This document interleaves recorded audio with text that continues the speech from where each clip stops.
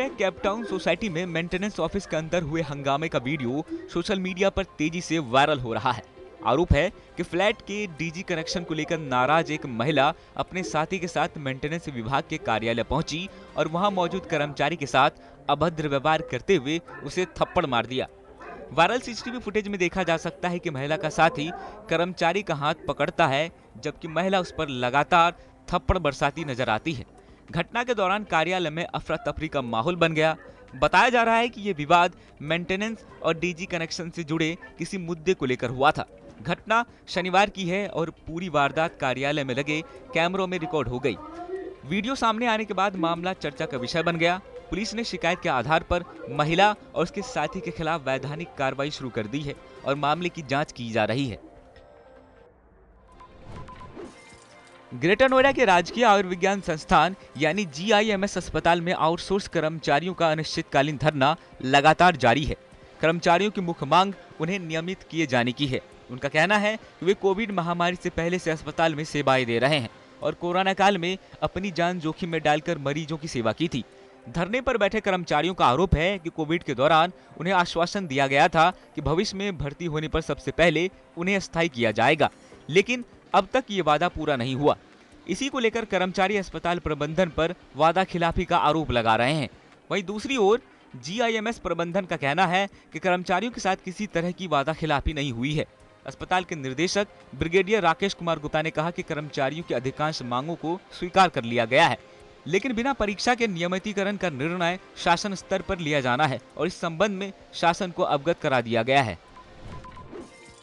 Greater Noida के छपरौला लाल कुआं इलाके से बेहद हैरान कर देने वाला और हिंसक वीडियो सोशल मीडिया पर वायरल हो रहा है। यहाँ एक पेट्रोल पंप पर CNG भरवाने को लेकर एक टैक्सी ड्राइवर और वहाँ के कर्मचारियों के बीच मामूली सी बात पर विवाद हो गया। देखते ही देखते ये बहस इतनी बढ़ गई कि पेट्रोल पंप के कर्मचारियों और आसपास खड़े लोगों ने कानून अपने हाथ में ले लिया। वायरल वीडियो में साफ दिख रहा है कि कैसे दबंग कर्मचारी मिलकर उस बेबस टैक्सी ड्राइवर की बेरहमी से धुनाई कर रहे हैं।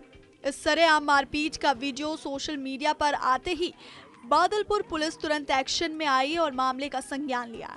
पुलिस ने त्वरित कार्रवाई करते हुए मुख्य 2 आरोपियों को गिरफ्तार कर जेल भेज दिया है और बाकी बचे हमलावरों की तलाश में जगह जगह छापेमारी कर रही है। ग्रेटर नोएडा से इस वक्त बड़ी और ताबड़तोड़ कार्रवाई की खबर सामने आ रही है, जहां ग्रेटर नोएडा अथॉरिटी का पीला पंजा यानी बुलडोजर गरजा है। CEO NG रवि कुमार के सख्त आदेशों पर एक्शन लेते हुए प्रशासन ने खोदना खुर्द गांव में भूमाफियाओं के मंसूबों पर पानी फेर दिया। यहां धड़ल्ले से की जा रही अवैध प्लॉटिंग को जमींदोज करके करीब 6000 वर्ग मीटर जमीन को पूरी तरह कब्जा मुक्त करा लिया गया। मुक्त कराई गई इस सरकारी जमीन की बाजार में अनुमानित कीमत करीब 12 करोड़ रुपए बताई जा रही है। मौके पर मौजूद SCO ने सख्त चेतावनी देते हुए कहा कि नोटिफाइड एरिया में अवैध निर्माण करने वालों को किसी भी कीमत पर बख्शा नहीं जाएगा। अथॉरिटी की इस बड़ी कार्रवाई से इलाके के जमीन माफियाओं और अवैध कब्जाधारियों में हड़कंप मच गया है। नोएडा से बड़ी और डराने वाली खबर सामने आई।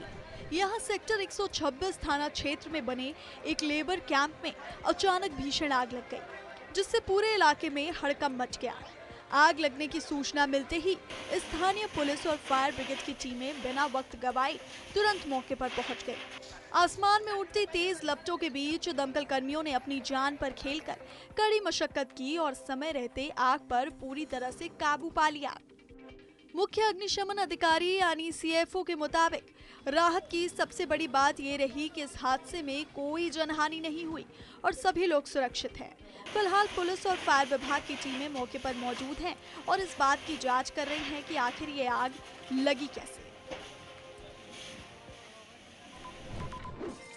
भीषण अग्निकांड के बाद भले ही आग पर काबू पा लिया गया हो, लेकिन हादसे की भयावहता अभी भी मौके पर साफ दिखाई दे रही है। इमारत के भीतर अब भी गर्मी और धुआं मौजूद है, जिसके चलते फायर विभाग की टीमें लगातार कूलिंग ऑपरेशन में जुटी हुई हैं। इस दर्दनाक हादसे ने कई परिवारों को गहरा जख्म दिया है। अपनों को खो चुके परिजनों की आंखों में एक ही सवाल है कि अगर सुरक्षा व्यवस्था समय रहते दुरुस्त होती और संबंधित विभाग पहले जाग जाते तो क्या इतनी जानें बचाई जा सकती थी। अब इस घटना को लेकर कई गंभीर सवाल खड़े हो रहे हैं। क्या भवन निर्माण और सुरक्षा मानकों की अनदेखी हुई? क्या संबंधित विभागों ने समय रहते निरीक्षण और कार्रवाई नहीं की? और आखिर इस त्रासदी की जिम्मेदारी किसकी है? फिलहाल जांच जारी है, लेकिन हादसे के बाद उठ रहे सवालों के जवाब का इंतजार हर किसी को है, क्योंकि इस आग ने सिर्फ एक इमारत को नहीं बल्कि कई परिवारों के सपनों और खुशियों को भी राख कर दिया। लखनऊ के अलीगंज स्थित कोचिंग सेंटर में हुए अग्निकांड के बाद अब आगरा से भी एक चिंताजनक मामला सामने आया है। न्यू आगरा थाना क्षेत्र के भगवान टॉकीज इलाके में स्थित एक कोचिंग संस्थान के बेसमेंट में अचानक आग लगने से छात्रों और स्टाफ में अफरा तफरी मच गई। बताया जा रहा है कि बेसमेंट में लगे एमएसपी बॉक्स में आग लगने के बाद सायरन बजने लगा, जिसके चलते क्लासरूम में पढ़ रहे छात्र छात्राओं को तुरंत बाहर निकाला गया। कोचिंग प्रबंधन और स्टाफ की सतर्कता के चलते सभी छात्रों को सुरक्षित बाहर निकाला जा सका। एक बड़ा हादसा टल गया। प्रत्यक्षदर्शियों के मुताबिक आग लगने की जानकारी मिलते ही परिसर में भगदड़ जैसी स्थिति पैदा हो गई। हालांकि समय रहते स्थिति को नियंत्रित कर लिया गया। एक छात्रा ने बताया कि क्लास चल रही थी, तभी स्टाफ ने सभी छात्रों को तुरंत बाहर निकलने के निर्देश दिए। सूचना मिलते ही पुलिस मौके पर पहुंची और जांच शुरू की। प्रारंभिक जानकारी के अनुसार आग केवल एमएसपी बॉक्स तक सीमित रही और उस पर जल्द काबू पा लिया गया। फिलहाल आग लगने के कारणों की जाँच भी की जा रही है। उत्तर प्रदेश के लखनऊ में हुए भीषण अग्निकांड ने पूरे प्रदेश को झकझोर कर रख दिया है। 15 लोगों की मौत के बाद प्रशासन और फायर विभाग अलर्ट मोड में है। लेकिन बड़ा सवाल यही है कि क्या हर बार किसी बड़े हादसे के बाद ही सुरक्षा व्यवस्थाओं की जांच होगी? इन्हीं सवालों के जवाब तलाशने के लिए हमारी टीम गाजियाबाद के राकेश मार्ग स्थित एक ऐसी इमारत में पहुंची जहां ग्राउंड फ्लोर पर कोचिंग सेंटर संचालित हो रहा था, जबकि ऊपरी मंजिलों पर दफ्तर और अन्य व्यावसायिक गतिविधियां चल रही थी। मौके पर जांच के दौरान फायर सेफ्टी के कुछ उपकरण तो दिखाई दिए, लेकिन उनकी स्थिति कई सवाल खड़े करती है। सबसे बड़ी चिंता इमारत में आपातकालीन निकासी व्यवस्था को लेकर सामने आई, जहां नियमों के विपरीत केवल एक ही एग्जिट नजर आया। किसी भी आपात स्थिति में ये एक बड़ी त्रासदी का कारण बन सकता है। इतना ही नहीं, बिल्डिंग के भीतर और बाहर खुले बिजली के तार, अव्यवस्थित वायरिंग और सुरक्षा मानकों की अनदेखी भी देखने को मिली। विशेषज्ञों के अनुसार ऐसी लापरवाही आग लगने जैसी घटनाओं को न्योता दे सकती है।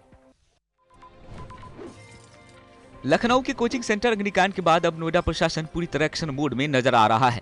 सुरक्षा मानकों और नियमों की अनदेखी कर संचालित किए जा रहे कोचिंग संस्थानों के खिलाफ लगातार कार्रवाई की जा रही है। इसी कड़ी में सेक्टर 49 स्थित बासु एजुकेशन को प्रशासन ने सील कर दिया।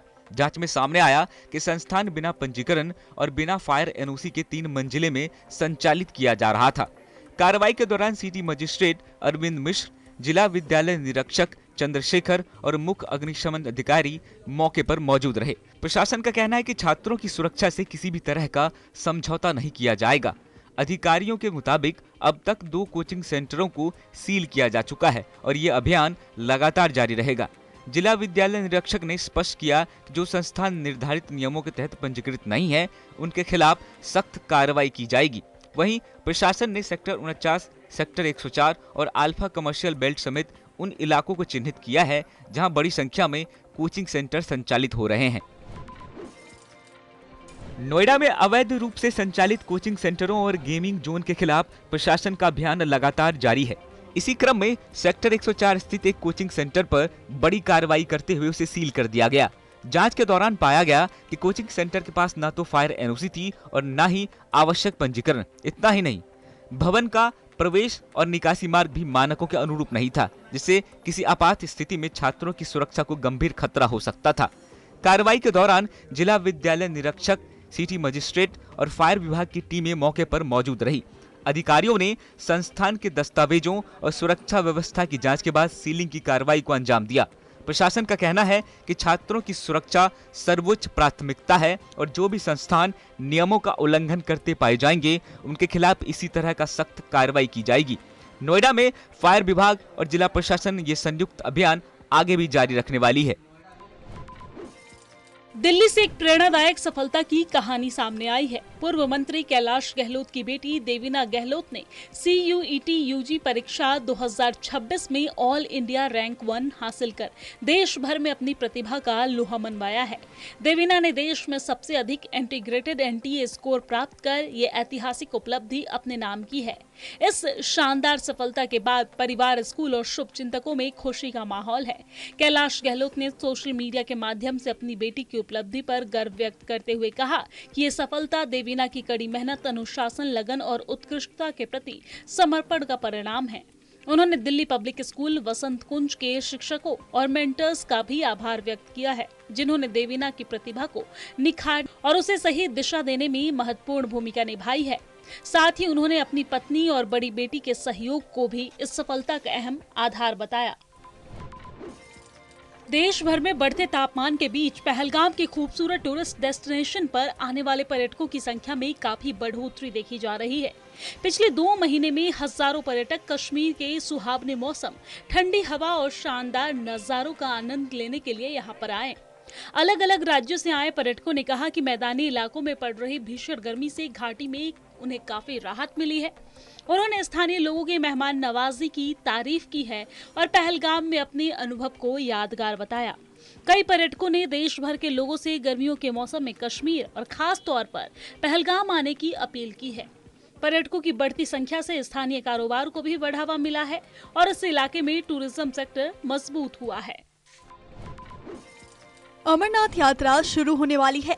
ऐसे में जम्मू कश्मीर में सुरक्षा एजेंसियों ने अपनी तैयारियां और तेज कर दी हैं।